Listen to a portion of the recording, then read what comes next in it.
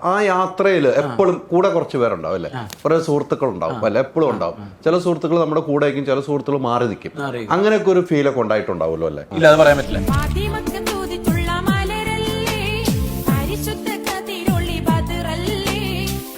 അടുത്ത question, next question.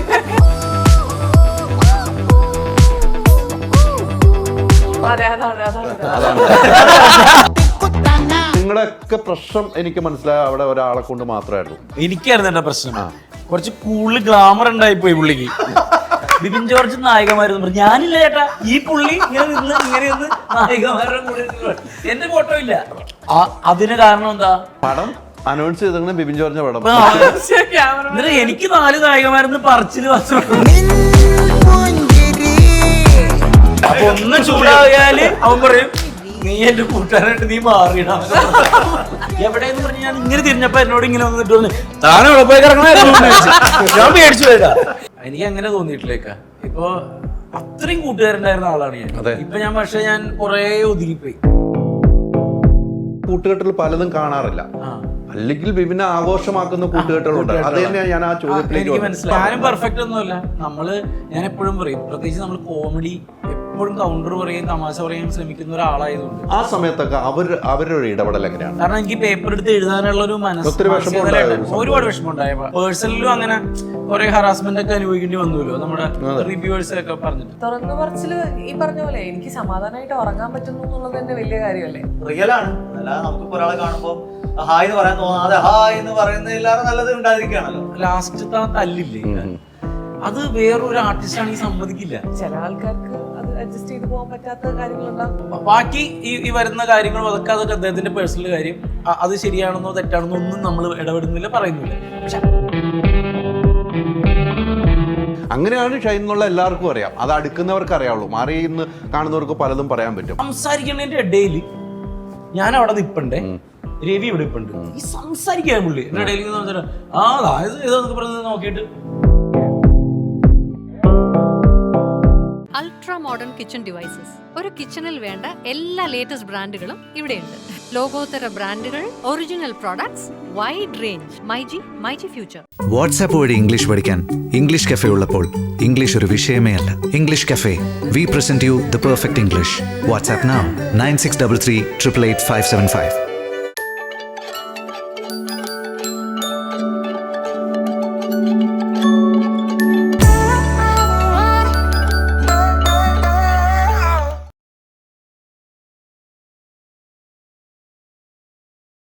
നമസ്കാരം. പുത്തൻ സിനിമയുടെ വിശേഷങ്ങൾ പങ്കുവയ്ക്കാൻ 4 അതിഥികൾ, 4 പേർക്കും സ്വാഗതം.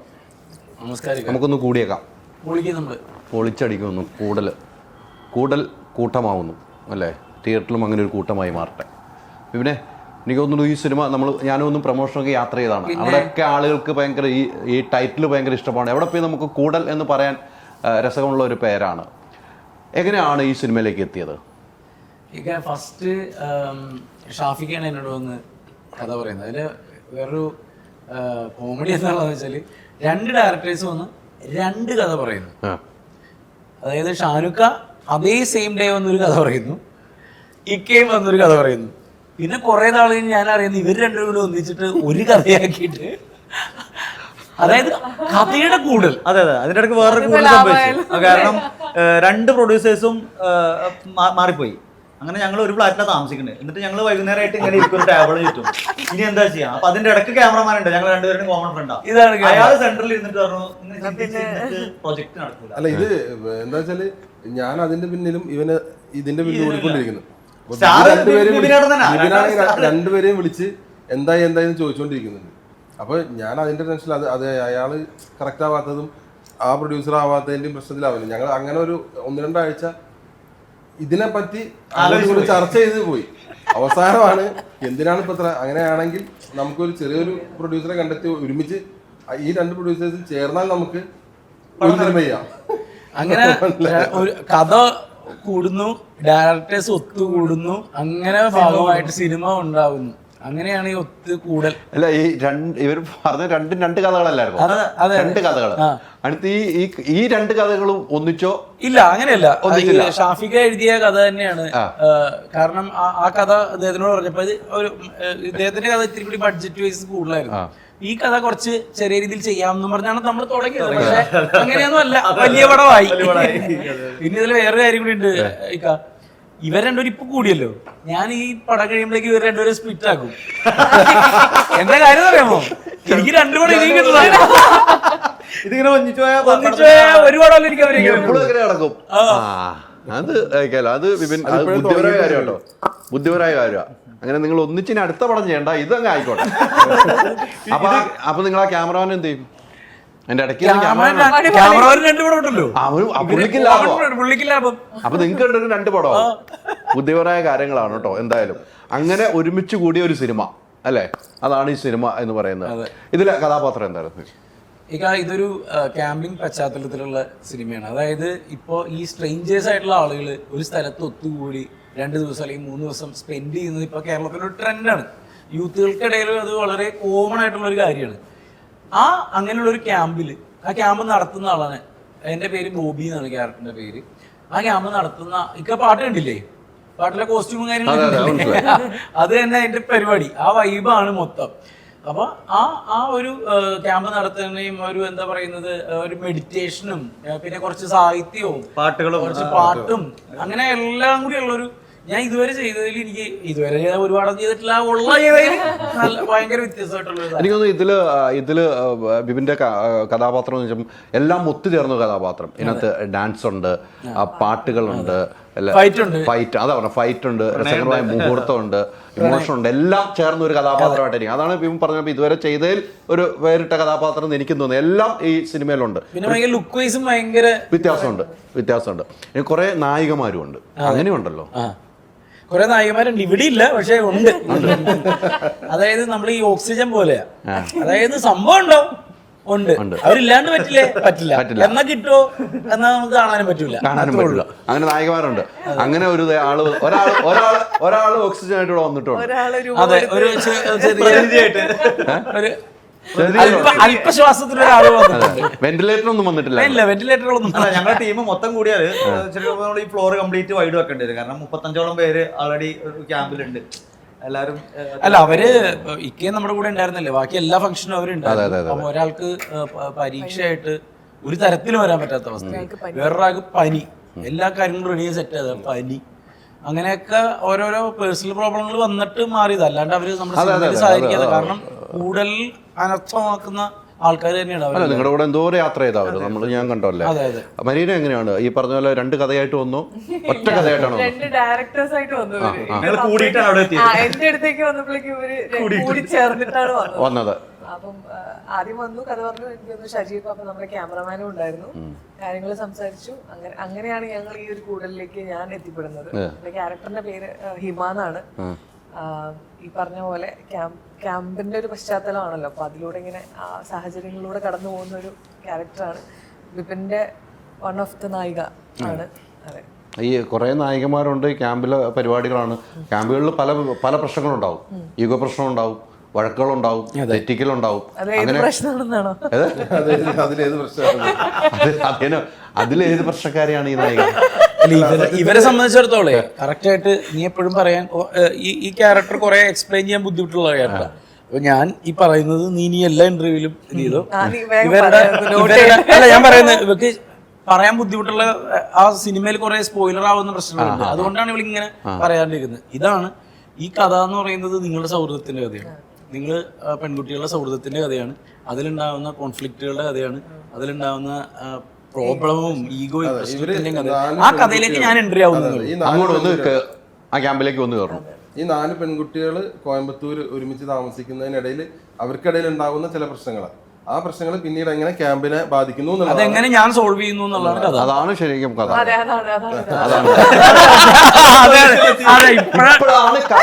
ഇന്നലെ 8 ഇന്റർവ്യൂ അറ്റൻഡ് ചെയ്തു. കാരണം നേരത്തെ പറഞ്ഞ പോലെ തന്നെ ത്രില്ലർ എലമെന്റ് കൂടെ ഉള്ളതുകൊണ്ട് എവിടെങ്കിലും ഒരു പാളിച്ച വന്നാൽ അത് കഴിഞ്ഞു കിട്ടും. അപ്പൊ ഈ പാവത്തിനോട് എന്ത് ചോദിച്ചാലും കണ്ണിങ്ങനെ ആയിരിക്കും. കഴിഞ്ഞിട്ട് ഞാൻ ഇന്നലെ ഗ്രൂപ്പിൽ ഒരു ഓഡിയോ ഇട്ടു, അതായത് അതല്ല ഹൈദർക്ക, പുള്ളിക്കാരത്തിന്റെ ടോണ് കോമഡിയാണല്ലോ. അതായത് പുള്ളിക്കാരത്തി ഭയങ്കര പറഞ്ഞു കഴിഞ്ഞാൽ നമ്മളോടൊന്ന് ദേഷ്യമുള്ള പോലെ ആളെ മനസ്സിലാക്കി കഴിഞ്ഞാൽ ഓക്കെ. അപ്പൊ പുള്ളിക്കാരത്തി ഇന്നലെ ഒരു ക്വസ്റ്റ്യൻ ചോദിച്ചു ഒരാള്, ഇതിനെപ്പറ്റി പറയാൻ പറ്റില്ല, ഇവളുടെ ടോണില് ഇല്ലാതെ പറയാൻ പറ്റില്ല. അപ്പൊ പുള്ളി വിചാരിച്ചേ എന്തോ പ്രശ്നമുണ്ട് ഇവരില്. അപ്പൊ ഞാൻ പറഞ്ഞു അതല്ല ചേട്ടാ, ഇവളുടെ ടോൺ ഇങ്ങനെയാണ്. നമ്മുടെ കട്ടപ്പനെ പറയൂലേ, എന്റെ ടോൺ ഇങ്ങനെയാണ്, ഞാൻ ചൂടായതല്ല എന്ന് പറയില്ല. പറഞ്ഞ് മനസ്സിലാക്കി കൊടുത്തു. എന്തായാലും ഞാൻ ചോദിക്കാനുള്ള ഇങ്ങനെ കുറെ നായികമാരുടെ അതിനകത്തെ പ്രശ്നങ്ങൾ ചോദിക്കാൻ പറ്റും. മരീനയുടെ കഥാപാത്രം അങ്ങനെ ആയിരിക്കും എന്നൊക്കെ ഞാൻ ഊഹിച്ചെടുത്തു ചോദിച്ചാൽ എന്തെങ്കിലും പ്രശ്നത്തിലേക്ക് കൊണ്ട് എത്തിച്ചിട്ട് അല്ല, എന്റെ പ്രശ്നങ്ങളിലേക്ക്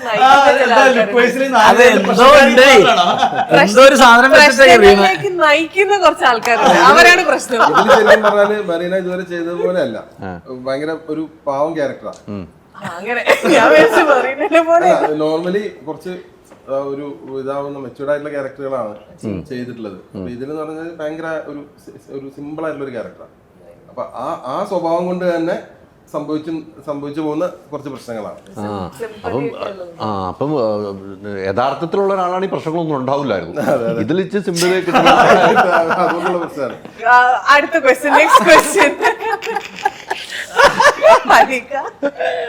അല്ല, ഞാൻ ഇങ്ങനെ പറഞ്ഞു പോയെന്നുള്ളൂ. അങ്ങനെ കഥ കേട്ട് ഇഷ്ടപ്പെട്ടു ഈ സിനിമയിലേക്ക് പോയി. ഇതിൻ്റെ ഈ കൂടൽ എന്ന് പറഞ്ഞാൽ നിങ്ങൾ ഭയങ്കര രസകരമായ മുഹൂർത്തം ഉണ്ടോ?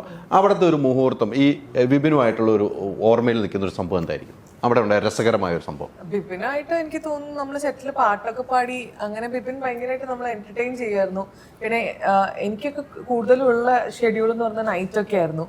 പക്ഷെ ഞാനായിട്ടൊക്കെ ഉള്ളി ഇവര് മറ്റേ ബാക്കിയുള്ള അനുസോനരെയും റിയയും നീയൊക്കെ ആയിട്ടായിരുന്നു ഇവര്. എനിക്ക് കുറച്ച് ഇത് കുറച്ച് കുറവാണ്. നമുക്ക് കുറച്ച് ഹോസ്റ്റൽ അങ്ങനെയുള്ള കുറച്ച് സീക്വൻസസ് ഒക്കെ വരുന്നുണ്ട്. മറീന വന്ന് ചേരുന്ന ശരിക്ക് മഹേഷേട്ടന് കുറച്ച് കലാപരിപാടി ഉണ്ട്. അതിന് മുമ്പിലേക്ക് നേരെ ആക്ഷൻ പറഞ്ഞിട്ടുണ്ട്. അപ്പൊ ഞാൻ പറഞ്ഞു ചെറുപ്പം ആള് നേരം വെളുത്താൽ ഞാൻ പോവാന്ന് പറയുന്ന അവസ്ഥ ഉണ്ടായിരുന്നു. ആക്ഷനൊക്കെ ഉണ്ടല്ലോ അപ്പം ഇത് പഠിപ്പിച്ച സ്ക്രിപ്റ്റിലില്ലല്ലോ. ഒരുപാട് ചോദ്യങ്ങൾ ചോദിച്ചാൽ ചിലപ്പോ ഞാൻ അത് വേണ്ട, കഥ പറഞ്ഞു. എങ്കിലും നല്ലൊരു സിനിമയുടെ ഭാഗമായി അതാണല്ലോ. ഞാൻ ശരിക്കും പറഞ്ഞാൽ എനിക്ക് തോന്നുന്നു ശ്രീനാഥ് ശിവ എന്ന് പറഞ്ഞ ഡയറക്ടർ ആണ് ഷാനുഖാന്റെ അടുത്ത് സജസ്റ്റ് അവരുടെ മുമ്പ് പടത്തില് ചെയ്തിട്ടുണ്ടായിരുന്നു, വർക്ക് ചെയ്തിട്ടുണ്ടായിരുന്നു. അങ്ങനെ അറിയാം. ആ ഒരു സമയത്ത് കണ്ടുപരിചയമുണ്ട്. പിന്നെ അങ്ങനെ സംസാരിച്ച സമയത്ത് വിളിച്ചു നോക്ക് എന്ന് പറഞ്ഞു. അങ്ങനെ ഇതിനകത്താകുന്നു. ഒരു കാത്തിരിപ്പായിരുന്നല്ലോ ഈ സിനിമയ്ക്ക്. ഇപ്പം നേരത്തെ വിം പറഞ്ഞാൽ നിങ്ങൾ രണ്ടുപേരും അങ്ങോട്ടും കൂടി മുഖം നോക്കിയിരുന്നിട്ട് ഒരു സിനിമയ്ക്ക് കൊണ്ടുള്ള വെയിറ്റിംഗ് വലുതായിരുന്നല്ലോ. അത് ഇപ്പോൾ ഫലം കാണുന്നു. ഒരു സിനിമ കഴിഞ്ഞിട്ട് അടുത്ത സിനിമ ഫലം കാണുന്നു. പക്ഷെ എങ്ങനെ ഉണ്ടായിരുന്നു യാത്ര? കുറേ ദിവസങ്ങൾ നിങ്ങൾ ഫ്ലാറ്റിൽ നിങ്ങൾ രണ്ടുപേരും മുഖത്തോട് നോക്കിയിരിക്കുന്നു, രണ്ട് കഥകളായിട്ട് വരും. ശരിക്കും നേരത്തെ പറഞ്ഞ പോലെ തന്നെ ഞാൻ കേട്ടിട്ടുള്ളതും ഇപ്പൊ ഞാനും ആദ്യമായിട്ടാണ് ഷാനിക്ക ആദ്യമായിട്ടാണ് ഒരുമിച്ച് വർക്ക് ചെയ്യുന്നത്. ഷാനിക്ക ഓൾറെഡി മ്യൂസിക്കൽ ആൽബങ്ങളൊക്കെ ഒരുപാട് ചെയ്ത് വന്നതാണ്. ഞാനും ആ ഫീൽഡിൽ നിന്ന് കയറി വന്നത്. അപ്പം ഞങ്ങൾക്ക് ഈ ഒരുമിച്ച് കൂടുക, സിനിമയുടെ ടൈറ്റിൽ പറഞ്ഞ പോലെ തന്നെ ഈ കൂടലിൽ ഞങ്ങൾക്ക് ചെറിയൊരു പേടിയൊക്കെ ഉണ്ടായിരുന്നു. പ്രത്യേകിച്ചും രണ്ട് നാഥനാണല്ലോ ഒരു പരിപാടിക്ക്. രണ്ട് നാഥൻ എന്ന് പറയുമ്പോൾ അതിൻ്റെ അകത്ത് എവിടെ വെച്ചിട്ടും സെപ്പറേഷൻ വരാം. സെപ്പറേഷൻ വന്നാൽ നമ്മുടെ വർക്കിനെ ബാധിക്കുകയും ചെയ്യും. അപ്പോൾ ദൈവാധീനം കൊണ്ട് അതുപോലെ നമ്മുടെ ക്രൂവിന്റെ കംപ്ലീറ്റ് സക്സസ് സപ്പോർട്ടും ഉണ്ട്, പ്രൊഡ്യൂസേഴ്സിന്റെ ഒക്കെ പിന്തുണ കൊണ്ട് ഇതുവരെ ഞങ്ങൾക്ക് അങ്ങനെ ഒരു മുഖം വീർപ്പിക്കേണ്ട അവസ്ഥ വന്നിട്ടില്ല. കറക്റ്റ് ആയിട്ടേക്ക് നമ്മളവിടെ ലൊക്കേഷനിൽ ഇവരിൽ ആരാണ് ആക്ഷൻ പറയുന്നത്, ആരാണ് കട്ട് പറയുന്നതെന്നോ അല്ലെങ്കിൽ ഇവരുടെ ചർച്ചയോ കാര്യങ്ങളോ ഒന്നും നമ്മൾക്ക് കൃത്യമായിട്ട് കാര്യങ്ങൾ കമ്മ്യൂണിക്കേറ്റ് ചെയ്യുന്നുണ്ടായിരുന്നു. നമ്മളതിനനുസരിച്ച് ചെയ്തിട്ടുണ്ടായിരുന്നു. നമ്മളെ ആർട്ടിസ്റ്റ് എന്നുള്ള രീതിയിൽ നമുക്ക് അഭിനയിക്കാനുള്ള ഫ്രീഡം ഉണ്ടായിരുന്നു. ഒരിക്കലും ഒരു കോൺഫ്ലിക്റ്റ് ഇവർ തമ്മിൽ ഞാൻ കണ്ടിട്ടേ ഇല്ല, അതിപ്പോഴും ഇല്ല. പിന്നെ പറഞ്ഞ പോലെ ഞാൻ ബിബിൻ ചേട്ടൻ്റെ ആദ്യം കഥ പറയുമ്പോൾ തന്നെ ഞാൻ സിംഗിളായിട്ട് ചെയ്യാമെന്ന് പ്ലാൻ ചെയ്യുന്ന സമയത്ത് പോലും ഞാൻ പറഞ്ഞിട്ടുള്ളതെന്ന് വെച്ചാൽ ബിബിൻ ചേട്ടൻ്റെ ഇൻവോൾവ്. കാരണം എന്തായാലും നമ്മളെക്കാൾ കൂടുതൽ ഇതിൽ എല്ലാ മേഖലയിലും കൈവച്ച ആളാണ്. സ്ക്രിപ്റ്റ് ആയാലും അപ്പം എന്തായാലും നമ്മളെക്കാൾ കൂടുതൽ എക്സ്പീരിയൻസ്ഡ് ആയിട്ട് വരുന്ന ആളാണ്. ഞാനൊക്കെ ഞാൻ ആവശ്യമില്ലാണ്ട് പറഞ്ഞ് തീർച്ചയായിട്ടും വിജയേട്ടൻ ഇൻവോൾവ്. മറീന ആണെങ്കിലും പറഞ്ഞ പോലെ ഞങ്ങൾക്ക് ഡിസ്കസ് ചെയ്തിട്ട് ചെയ്യാനുള്ള സ്പേസ് പരിപാടികളൊക്കെ ഉണ്ടായിരുന്നു.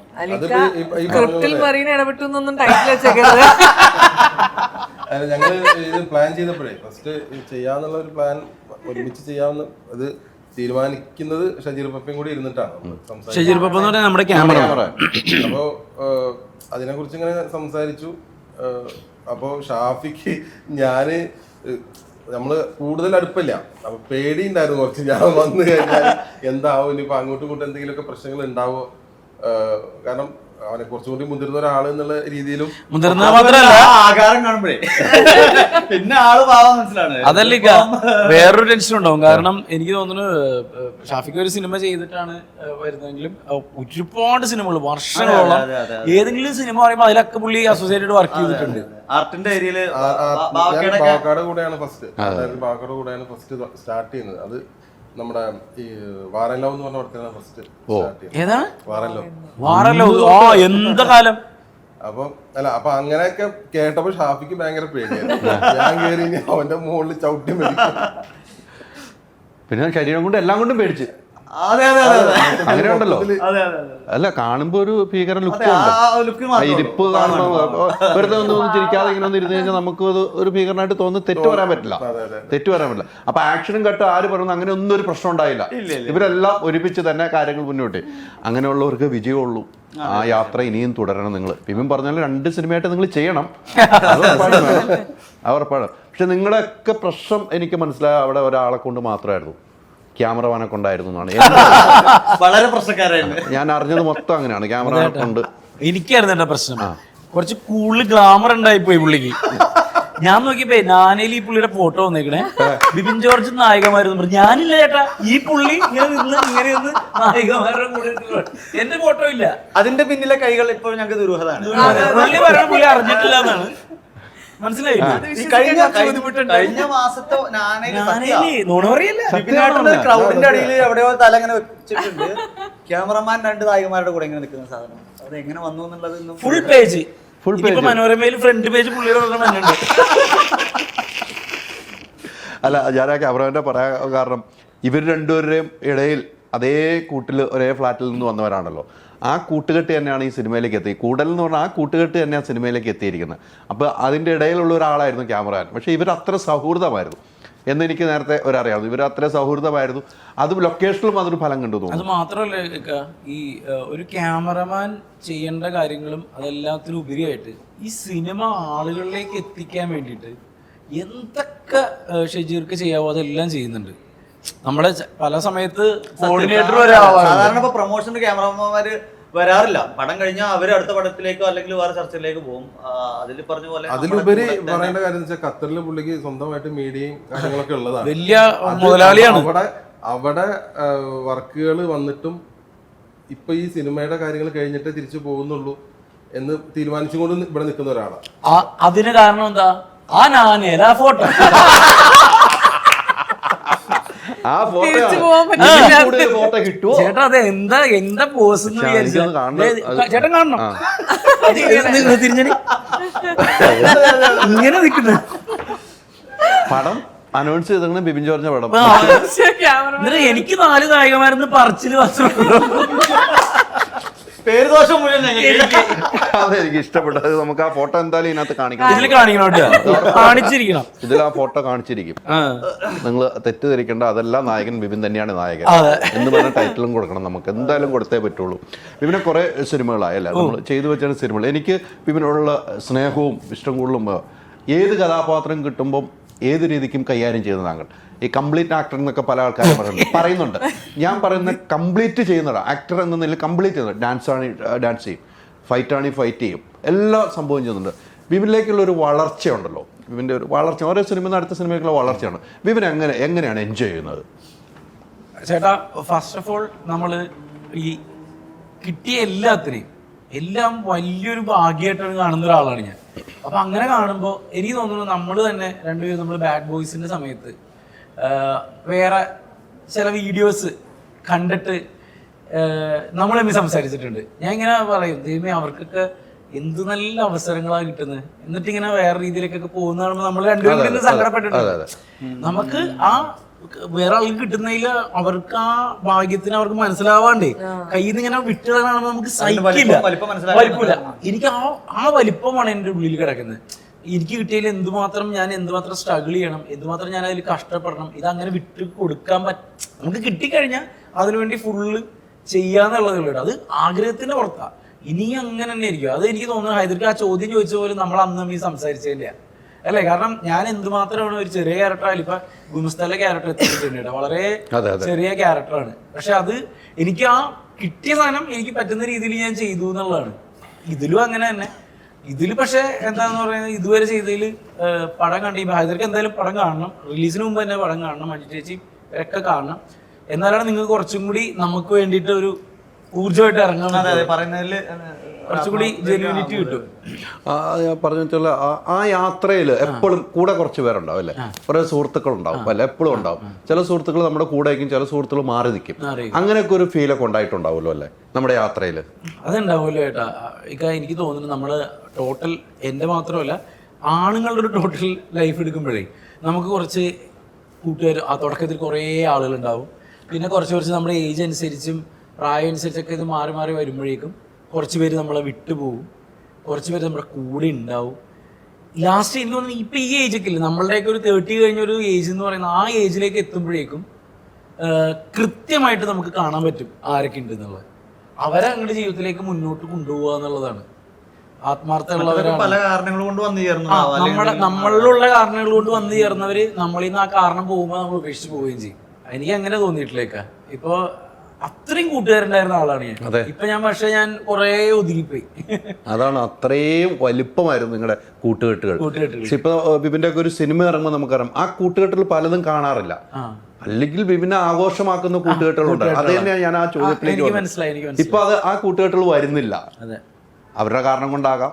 അതെ, അല്ല എന്റെ കാരണം കൊണ്ടാവാം. ഞാനും പെർഫെക്റ്റ് ഒന്നുമല്ല. ഞാൻ എപ്പോഴും പറയും, പ്രത്യേകിച്ച് നമ്മൾ കോമഡി എപ്പോഴും കൗണ്ടർ പറയുകയും തമാശ പറയാൻ ശ്രമിക്കുന്ന ഒരാളായതുകൊണ്ട് എന്താ പ്രശ്നം എന്ന് വെച്ചാൽ കോമഡിക്ക് അങ്ങനെയും പ്രശ്നമുണ്ട്. നമ്മൾ പറയുന്ന പല കാര്യങ്ങൾ ചിലപ്പോൾ ഹേർട്ട് ആവാം, ഉദ്ദേശിക്കുന്ന പോലെ നമ്മളെ മനസ്സിൽ വിചാരിച്ചിട്ടും കൂടി ഉണ്ടാവില്ല. നമ്മൾ ആ തമാശ പറയുകയും അത് ചിലപ്പോൾ അവർക്ക് ഫീൽ ചെയ്തിട്ടുണ്ടോ, അങ്ങനെ നമ്മുടെ പ്രശ്നം കൊണ്ട് തന്നെയെന്ന് കൂട്ടിക്കോ. അങ്ങനെയല്ല, നമ്മളെ വേറെ ആളെ ബ്ലെയിം ചെയ്യാൻ എന്തിനാ, എന്റെ പ്രശ്നം കൊണ്ട് തന്നെ പോയതാന്ന് വിചാരിച്ചു. എനിക്കൊന്ന് വീട്ടിൽ നിന്നുള്ള സപ്പോർട്ട് ഉണ്ടാവും. എവിടെ എന്ത് പൂജയ്ക്ക് വല്ല അമ്മ ഉണ്ടാവും, വൈഫ് ഉണ്ടാവും, കുട്ടിയുണ്ടാവും. ആ ഒരു യാത്ര ഉണ്ട്, നിങ്ങളുടെ ഒരു യാത്ര ഉണ്ടല്ലോ. ചില സമയത്ത് നമുക്കൊരു തകർച്ച പോലെ എന്ന് വെച്ചാൽ നമുക്കൊരു വിഷമം വരുന്ന മുഹൂർത്തങ്ങൾ കൂടുതലും വീട്ടിലായിരിക്കും സങ്കടങ്ങൾ പറയാം. അപ്പൊ അമ്മയായിരിക്കും അല്ലെങ്കിൽ വൈഫായിരിക്കും. ആ സമയത്തൊക്കെ അവരുടെ ഒരു ഇടപെടൽ എങ്ങനെയാണ്? ഞാൻ ഇന്നലെ ഏതോ ഇന്റർവ്യൂവിൽ പറഞ്ഞു, മിക്ക സ്ഥലത്തും നമ്മളിപ്പോൾ ജോലിക്കൊക്കെ പോകാത്തതിനും അല്ലെങ്കിൽ എന്താണ് നീ പോകാത്തത്, അല്ലെങ്കിൽ ഗവൺമെന്റ് ജോലി കിട്ടിയിട്ട് എനിക്ക് ഗവൺമെന്റ് ജോലി കുറേ വന്നതാണ്. അപ്പോൾ അതൊന്നും ഞാൻ ഇതുവരെ എടുത്തിട്ടില്ല. അത് നമുക്ക് ഈ സിനിമയിൽ തന്നെ ഇതിലെന്തും ആയിക്കോട്ടെ, കേറ്റർക്കോ ആയിക്കോട്ടെ, പട്ടറി ആയിക്കോട്ടെ, പരിവട്ടോ ആയിക്കോട്ടെ, എന്തും ആയിക്കോട്ടെ, ഇതിൽ തന്നെ നിൽക്കാമെന്ന് തീരുമാനിച്ചിട്ടാണ് ഞാൻ ആ സേഫ് ആയിട്ടുള്ള ഒരു ജോലി ഇപ്പൊ വേണ്ടെന്ന് വെച്ചേക്കണേ. ഞാൻ പിന്നീട് ആലോചിച്ചിട്ടുണ്ട്, ഒന്ന് എടുത്തിട്ട് ലീവ് എടുത്ത് നിന്നാലോ എന്നൊക്കെ ഞാൻ ആലോചിച്ചിട്ടുണ്ട്. ചിലപ്പോൾ ഭാവിയിൽ അതൊക്കെ വരാൻ സാധ്യതയുണ്ട്. പക്ഷെ വീട്ടിൽ ഇന്നവരെ എൻ്റെ ഇക്ക എന്താ നീ ഇങ്ങനെ വെറുതെ ഇരിക്കുന്നത്? കാരണം ഞാൻ ആ വെടിക്കെട്ട് കഴിഞ്ഞിട്ട് ഞാൻ കുറേ നാൾ വീട്ടിലിരുന്നു. ഞാൻ ഒരു പരിപാടി ഗ്യാപ്പ് മനഃപൂർവ്വം ഇട്ട് തന്നെയാണ്. കാരണം എനിക്ക് പേപ്പർ എടുത്ത് എഴുതാനുള്ള ഒരു ഒരുപാട് വിഷമം ഉണ്ടായ ആ പടത്തിന് നല്ല രീതിയിൽ വിഷമം ഉണ്ടായത്. അതെനിക്ക് പേഴ്സണലും അങ്ങനെ കുറെ ഹറാസ്മെന്റ് ഒക്കെ അനുഭവിക്കേണ്ടി വന്നുല്ലോ നമ്മുടെ റിവ്യൂവേഴ്സൊക്കെ പറഞ്ഞിട്ട്. അപ്പൊ അങ്ങനെ കുറെ നാൾ ഞാൻ വീട്ടിലിരുന്നു. അപ്പൊ പോലും എന്നോട് ഇന്നവരെ അമ്മിച്ച് വന്നിട്ട് എടാ നീ ഇങ്ങനെ ഇരുന്നാൽ മതി, വീട്ടിലെ കാര്യങ്ങൾ നോക്കട്ടെ, എന്തെങ്കിലും ഒന്നുമില്ല. അതപ്പം മരിച്ചപ്പോൾ എങ്ങനെയായിരുന്നു അതുപോലെ തന്നെ അമ്മിച്ച് ഞാൻ ഉണ്ട് നോക്കാൻ, ഞാനുള്ളിടത്തോളം ഒരു കുഴപ്പമില്ല എന്നുള്ള കൂടെ. പിന്നെ ഗ്രേഷ്മ അങ്ങനെ തന്നെ ഒരിക്കലും എന്നെ അത് എന്ത് ചെയ്യുന്നു അങ്ങനെ ഒരു ശല്യപ്പെടുത്താത്തൊരു, അതും എനിക്കൊരു ദൈവാനുഗ്രഹം പോലെ കിട്ടിയ ഒരു ഭാഗ്യമാണ്. അപ്പൊ ഇതുവരെ അങ്ങനെ ഒരു പ്രശ്നം അവരുടെ ഭാഗത്തു നിന്ന് ഉണ്ടായിട്ടില്ല. ഇന്ന് വരെ ഫുൾ സപ്പോർട്ടായിട്ട് കൂടെ നിന്നിട്ടേ ഉള്ളൂ അമ്മിച്ചേക്ക്. അതാണ് വേണ്ടത് ആ കുടുംബത്തിൽ. പിന്നെ 2 പെങ്ങന്മാരും ഉണ്ട് കേട്ടോ, അവരുടെ അളിയന്മാര്, അവരിങ്ങനെ തന്നെ ഒരു കുഴപ്പമില്ല. എന്തെങ്കിലും ഉണ്ടെങ്കിൽ വീട്ടിൽ ഓടി വന്ന അത് വലിയ കാര്യമാണ്. ഞാൻ പറഞ്ഞത് പെങ്ങന്മാരൊന്നിച്ച് അളിയന്മാരൊക്കെ ആയിട്ട് സെറ്റാണെന്ന് പറയുന്നത് വലിയൊരു ഭാഗ്യമാണ്. ഇല്ലെങ്കിൽ ഒരു സൈഡിൽ ഇങ്ങനെ നമ്മുടെ തല ചീഞ്ഞോണ്ടേയിരിക്കും. അറിയാലോ കുടുംബത്തിന്റെ ഒരു വശം, നമ്മുടെ പെങ്ങന്മാർക്ക് എന്തെങ്കിലും പറ്റിയെന്ന് പറയുമ്പോൾ തീർന്നു. വീട്ടിലെ സുഖമില്ലാതെ നമ്മൾ വേറെ അല്ല വിപിൻ നേരത്തെ പറഞ്ഞ കാര്യം, ചിലപ്പോൾ വിപിന്റെ കോമഡികൾ ചില ആൾക്കാർക്ക് ഇഷ്ടപ്പെടാതെ തോന്നും, അങ്ങനെ ഒരു അകൽച്ച ഉണ്ടാവും. വിപിന്റെ കൂടെ കൂടിയ ഒരാൾ അകന്നു പോകാൻ വലിയ പാടുമാണ്. അതിന് ഏറ്റവും വലിയ തെളിവായിട്ട് വിപിൻ എനിക്ക് തോന്നുന്നു നമ്മുടെ ആ സിനിമയുടെ ഉമറിന്റെ സിനിമയുടെ വന്ന് റഹ്മാനൊക്കെ വീട്ടിൽ വന്ന് ഭക്ഷണം കഴിച്ചു കൊടുത്താൽ അത് നമുക്ക് ഭയങ്കരമായിട്ട് ഇഷ്ടപ്പെട്ടു. റഹ്മാനൊക്കെ അങ്ങനെ ഒരു സ്ഥലത്തും പോകുന്നതല്ല. ഇവന്റെ വീട്ടിൽ വന്നിരുന്ന പക്ഷേ ഇവരൊക്കെ നമ്മളെ കൊതിപ്പിക്കുക. ഇവര് പടം ഇട്ടോണ്ടിരിക്കുക, ഞങ്ങളൊന്നും പോയിട്ടില്ല. ഇവര് പടം ഇട്ടോണ്ടിരിക്കുകയാണ്, ഞാൻ ഉമ്മനൊന്നും പോയിട്ടില്ല, പുള്ളി പടം ഇട്ടോണ്ടിരിക്കുക. പക്ഷെ നമ്മുടെ ആ സ്നേഹം പെട്ടെന്ന് അടുക്കുന്ന ഒരാളാണ് കാര്യങ്ങൾ പറഞ്ഞത്. അത് തന്നെയാണ് ഏറ്റവും വലിയ. നമ്മൾ ഇത്ര കൊല്ലായി അതെ അതെ നമ്മളതിന്റെ ഇടയിൽ എന്തൊക്കെ കോമഡി ഉണ്ടായി, വഴക്കുണ്ടായി. അതെ, അതെ, അതെ. ഇതൊക്കെ പിന്നെ പിണങ്ങണതിന്റെ ആളാണ്. ഞങ്ങൾ ഡിസ്കസ് ചെയ്യാനുള്ള ഒരു വിഷയമുണ്ട്. പറഞ്ഞ പോലെ നമ്മുടെ കൂടുതൽ കഴിഞ്ഞിട്ടാണ് ഞങ്ങൾ ഒരുമിക്കുന്നത്. അപ്പൊ നമ്മളും പറഞ്ഞ പോലെ ഇത്രയും എക്സ്പീരിയൻസ് ഒക്കെ ഉള്ള അത്രയും നമ്മൾ സ്ക്രീൻ കണ്ട ആളുകളായിട്ടുള്ള അടുപ്പം വരുമ്പോൾ അതിപ്പോ സിനിമയിൽ ഉണ്ടാവുന്ന അടുപ്പം അത് കഴിഞ്ഞാൽ അത് പിരിയും എന്നുള്ള ഒരു കൺസെപ്റ്റായിരുന്നു. പക്ഷേ ഇപ്പൊ ഞാൻ ഷാനിഖാന്റെ അടുത്ത് പറഞ്ഞത് ഒരു വീട്ടിലൊരു ഈസ്റ്ററോ ഒരു ക്രിസ്മസോ പരിപാടി വരുമ്പോൾ ആദ്യം ഞങ്ങൾക്ക് വീഡിയോ കോൾ ചെയ്തിട്ട് വീട്ടിലേക്ക് വരണം എന്ന് പറയും. അപ്പോൾ ബിബിനാട്ടെ സംബന്ധിച്ചിടത്തോളം സെലിബ്രിറ്റികളോ അല്ലെങ്കിൽ സിനിമാ താരങ്ങളോ ഫീൽഡിലുള്ളവരെ കിട്ടാനോ വിളിക്കാനോ ഹൈപ്പാക്കാനോ ഒന്നും ഒരു പാടുമില്ല. അപ്പം നിങ്ങൾ വരണം എന്ന് പറഞ്ഞ് നിർബന്ധിക്കും. ഷാനിഖാനടുത്ത് പറയും ഇതാണ് ആത്മാർത്ഥ സ്നേഹം. കാരണം നമ്മുടെ അടുത്ത് അങ്ങോട്ടൊന്നും കിട്ടാനൊന്നുമില്ല. കാരണം നമ്മള് ബിബിനെ പിടിച്ചിട്ട് കയറാൻ എപ്പോഴും അതാണ് ഉണ്ടായത്. ഞങ്ങള് പോയപ്പോ ഞങ്ങള് മാത്രമേ ഉള്ളൂ, ഞങ്ങളും വേണ്ടപ്പെട്ട ഒരു 3-4 പേര്. അല്ല അങ്ങനെയാണ്, അതാണ് ആ ഒരു കൂടി നേരത്തെ എണ്ണം കൂടുതലായിരുന്നു. റഹ്മാനിക്കയുടെ കേസ് പറയുമ്പോഴേ ഒമർക്ക എന്നോട് ചെയ്തൊരു വലിയൊരു നന്ദിയുണ്ട്. അതായത് ഞാൻ ഇന്നലെയും പറഞ്ഞത്, അതായത് ലാസ്റ്റത്തെ ആ തല്ലില്ലേ, അത് വേറൊരു ആർട്ടിസ്റ്റ് ആണെങ്കിൽ സമ്മതിക്കില്ല. റഹ്മാനിക്ക് എന്നോട് അന്ന് രാത്രി വിളിച്ചു പറഞ്ഞു, നീ ആയതുകൊണ്ട് മാത്രമാണ് ഞാൻ, കാരണം മനസ്സിലായില്ലേ അതിന്റെ ഒരു റേഷ്യോ അങ്ങനെയുള്ള അതിന്റെ കിടക്കുന്ന ആ ഗ്രാഫ്.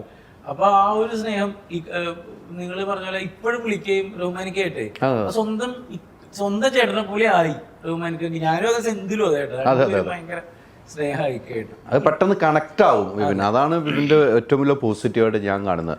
മരീനയാണെങ്കിലും ഈ സിനിമകളിൽ നിന്നും മാറിക്കഴിഞ്ഞാൽ അടുത്ത സിനിമയിലേക്ക് പോയാലും ഒരു സൗഹൃദത്തിന്റെ കാര്യത്തിൽ വളരെ കുറവായിട്ട് എനിക്ക് തോന്നാറുണ്ട്. അല്ലേ?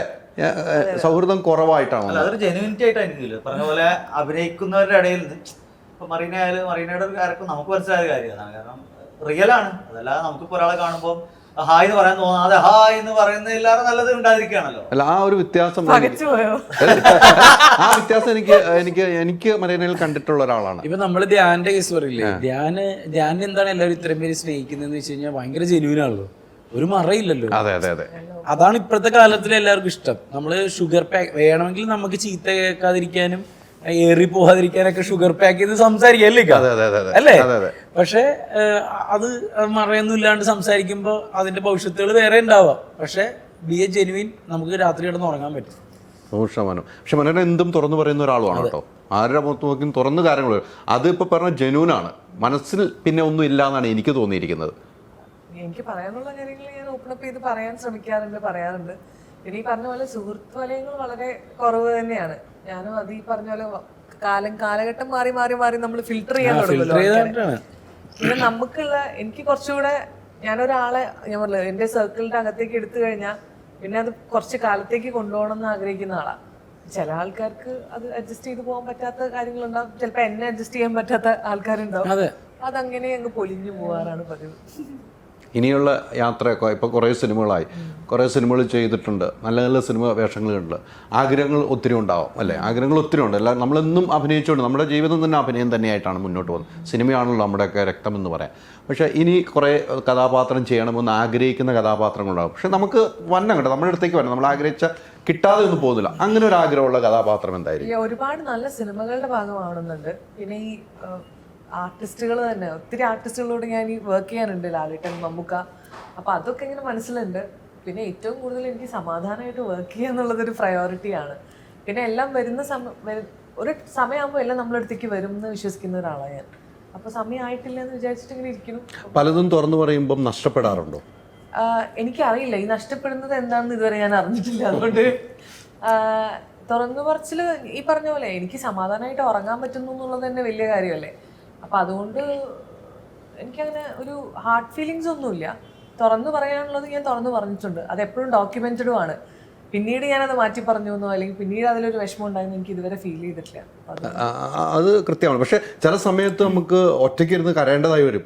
ഞാൻ കരയാറില്ല ചില പ്രശ്നങ്ങളിൽ ഇടപെടുമ്പോൾ. ഇല്ല, അങ്ങനെയില്ല. പിന്നെ ഞാൻ പറഞ്ഞില്ല, എനിക്ക് വ്യക്തികളോട് ഭയങ്കര ആത്മബന്ധം തോന്നാറുണ്ട്.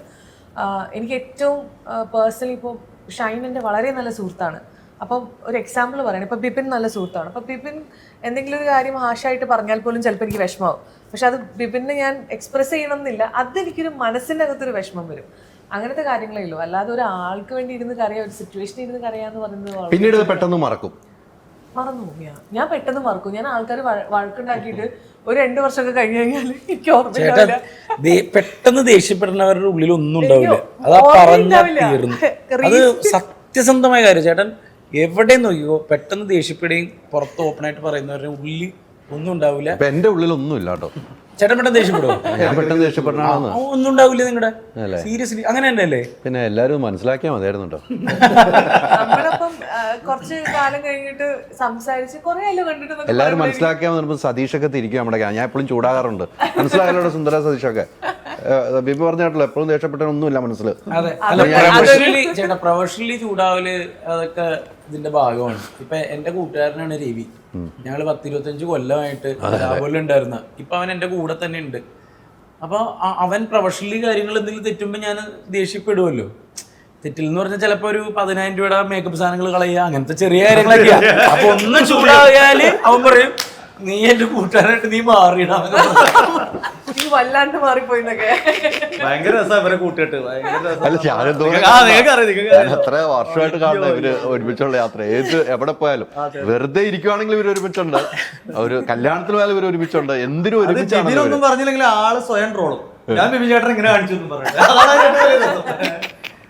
ഇന്നലെ ഒരു സംഭവം ഉണ്ടായി. ഇന്നലെ ഞങ്ങൾ ഇവിടെ നിന്ന് ഷൂട്ട് ചെയ്തോണ്ടിരിക്കുക.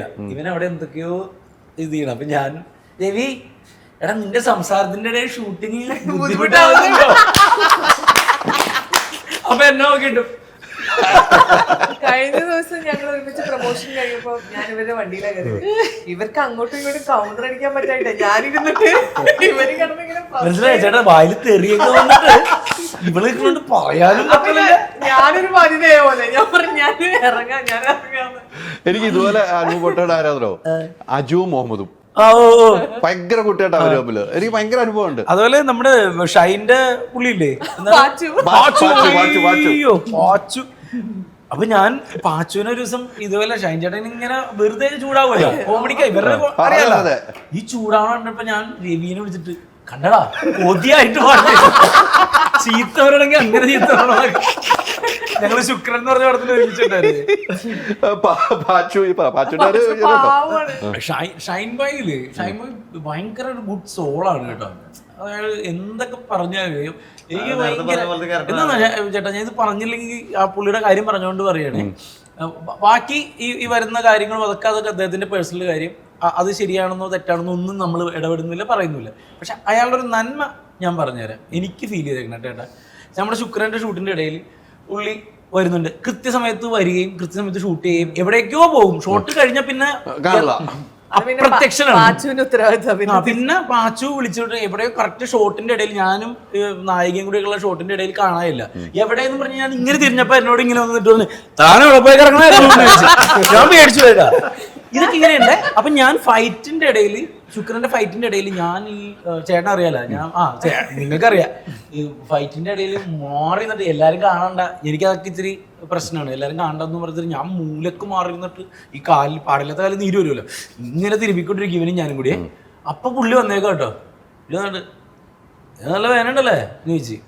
അപ്പൊ ഞാൻ പറഞ്ഞു ആ പക്ഷെ സിനിമയെ കാണുമ്പോ നമ്മളൊന്നും അറിയില്ലല്ലോ എന്നൊക്കെ പറഞ്ഞ് അതങ്ങോട്ട് പോയേ. ഓക്കെ എന്ന് പറഞ്ഞു. എന്നിട്ട് ഒരു ഷെഡ്യൂളോ 2 ഷെഡ്യൂളോ 3-ാമത്തെ ഷെഡ്യൂളോ രണ്ടും വന്നിട്ട് നായികനെ എന്തോ കളിയാക്കിക്കൊണ്ടിരിക്കുക.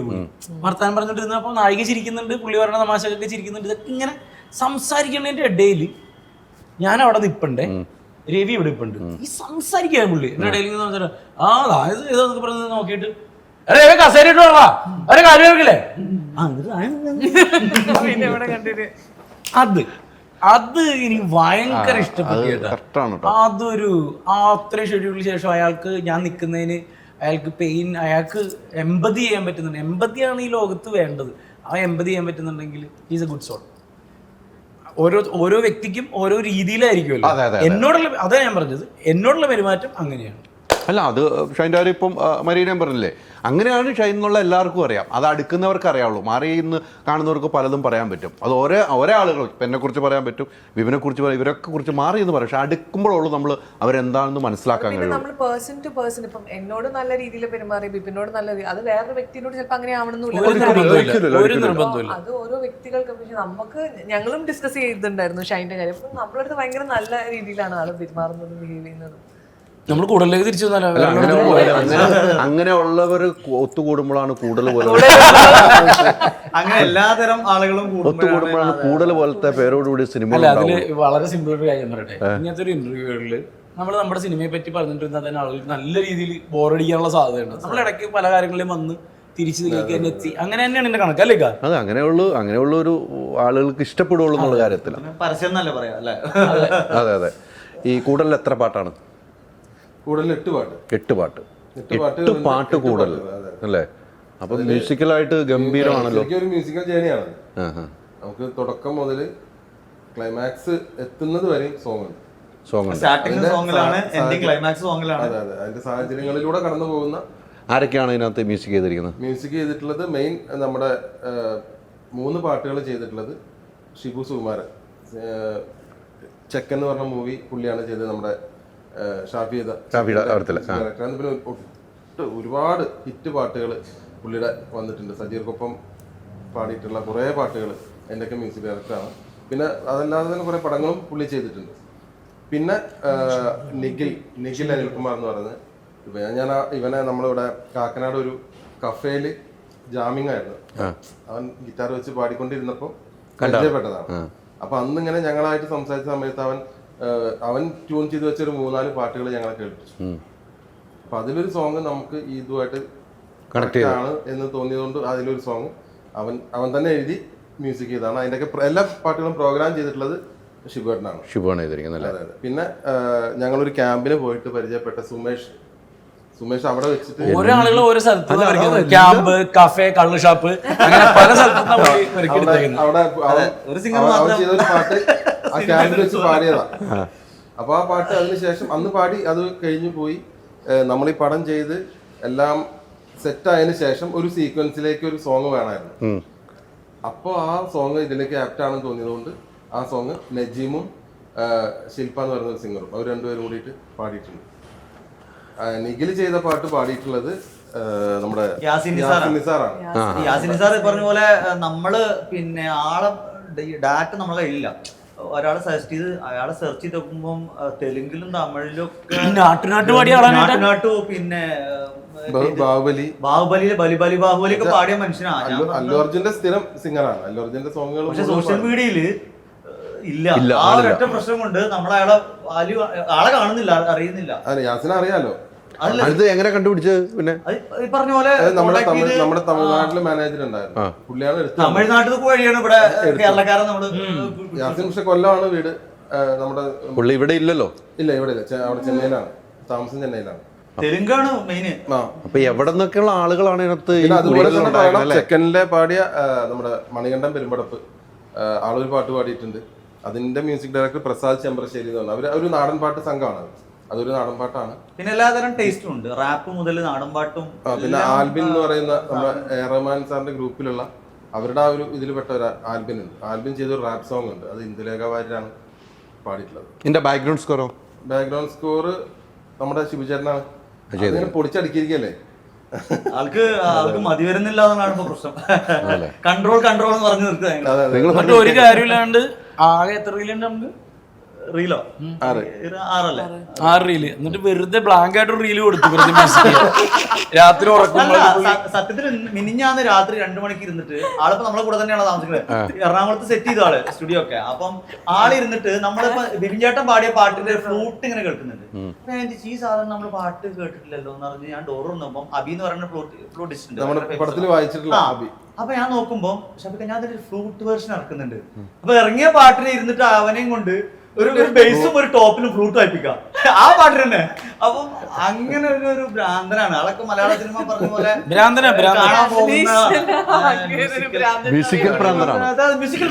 ചേട്ടാ. അത് പുള്ളി എന്നെ കൊണ്ട് പാടി ഇടിപ്പിച്ച രീതി ഭയങ്കര രസമായിരുന്നു. കാരണം എനിക്കന്ന് വയ്യായിരുന്നു, പനിയും കാര്യമായിട്ട്. ഞാൻ പാടുന്നില്ല എന്ന് പറഞ്ഞ് നിൽക്കുമ്പോ ചേട്ടൻ അതിന്റെ ടോപ്പ് പിച്ച് ഭയങ്കര പിച്ചും അതിൽ തന്നെ കുറേ സംഗതിയും കാര്യങ്ങളൊക്കെ ഉണ്ട്. പക്ഷെ ഞാൻ പറഞ്ഞ ചേട്ടാ ഇത് എന്നെ കൊണ്ട് കൂടൂലേ, ഞാൻ അങ്ങനത്തെ ഒരു പ്രൊഫഷണൽ പാട്ടുകാരനല്ല, ഞാൻ പാട്ട് പഠിച്ചിട്ടില്ല എന്നൊക്കെ ഞാൻ പറയുന്നുണ്ട്. അത് കുഴപ്പമില്ല എന്നൊക്കെ പറഞ്ഞ് അപ്പുറത്ത് മൈക്ക് വെച്ചിട്ട് പുള്ളി ഇങ്ങനെ വർത്താനമൊക്കെ പറഞ്ഞിട്ടേ അതാണല്ലേ ബിബി, നമുക്കൊന്ന് നോക്കിയാലോ, നോക്കാം. പുള്ളി ഞാൻ പറഞ്ഞു അന്തിമുല്ല പുള്ളി, അതല്ല വിജയ്, നമ്മളെ കുറച്ചും കൂടി പിച്ച് കേട്ട് അന്തിമുല്ല, പഠിക്കാം. അന്തിമുല്ല പൂത്തേരാവിൻ ചന്തമേറയല്ലേ, എന്നിട്ട് ഇങ്ങനെ പാടിക്കഴിഞ്ഞ് പാടി ഇനി വിട്ടോന്ന് പറയാ. ഇങ്ങനെ പാടിച്ച് പൊളിച്ച് പാട്ട് ഫുള്ളാക്കി എടുത്ത് നമുക്ക് തോന്നുന്നില്ല ഒന്നും. അതെ, അത് കഴിഞ്ഞിട്ട് പറഞ്ഞ് 2 ദിവസം കഴിഞ്ഞ് ഞാനിതെല്ലാം സെറ്റാക്കിയിട്ട് വിട്ടുതരാന്ന് പറഞ്ഞ അയച്ചു കൊടുത്തപ്പോൾ ബിബി ചേട്ടാ ഇത് ഞാൻ പാടിയതാണ്. ഈ വരികളൊക്കെ പാടിയത് എന്നോട് ചിത്ര ചേച്ചിയൊക്കെ കേട്ടിട്ട് പറയുന്നു ബിബി നന്നായിട്ടുണ്ട്, അതിന്റെ പ്ലാൻ പറയുന്നത് മധുബാലകൃഷ്ണൻ പറയുന്നു. അപ്പൊ എനിക്ക് മനസ്സിലായി ഇത് സംഭവം ഈ പുള്ളിയുടെ നോളജ്, ആ സംഗീതത്തിലുള്ള ആഴം, അത് ഈ പാട്ടിൽ പുള്ളി ഇംപ്ലിമെന്റ് ചെയ്തതാണ്. അപ്പൊ വെറും ഒരു പ്രൊഫഷണൽ പാട്ടുകാരനല്ലാത്ത വെറും ഒരു ബാത്റൂം സിംഗറായി എന്നെ കൊണ്ടിട്ട് ഇത്രയും നന്നായിട്ട് പാടിപ്പിച്ചിട്ടുണ്ടെങ്കിൽ നമ്മുടെ പ്രൊഫഷണൽ പാട്ടുകാരെ കിട്ടിക്കഴിഞ്ഞാൽ പുള്ളി പൊളിച്ചെടുക്കും, പൊളിച്ചെടുക്കും, ഉറപ്പാണ്. അപ്പോൾ ഒത്തിരി പേരുടെ കൂടൽ തിയേറ്ററിലേക്ക് എത്തിയാണ്. കൂട്ടത്തോടു കൂടി വന്ന് സിനിമ കാണുക, ആ കൂടൽ വിജയമാകട്ടെ. ഇതിനോടൊപ്പം ഞങ്ങളും കൂടലിലുണ്ടാവും. കൂട്ടത്തോടെ നമുക്ക് സിനിമയും കാണാം. സിനിമ കണ്ട് നല്ല നല്ല റിവ്യൂസ്, സിനിമ കണ്ട് ഇഷ്ടപ്പെടുന്ന നല്ല നല്ല മൗത്ത് പബ്ലിസിറ്റി ഏറ്റവും പ്രാധാന്യമുള്ളതാണ്. സഹകരിക്കുക, കൂടെ നിൽക്കുക. Thank you very much.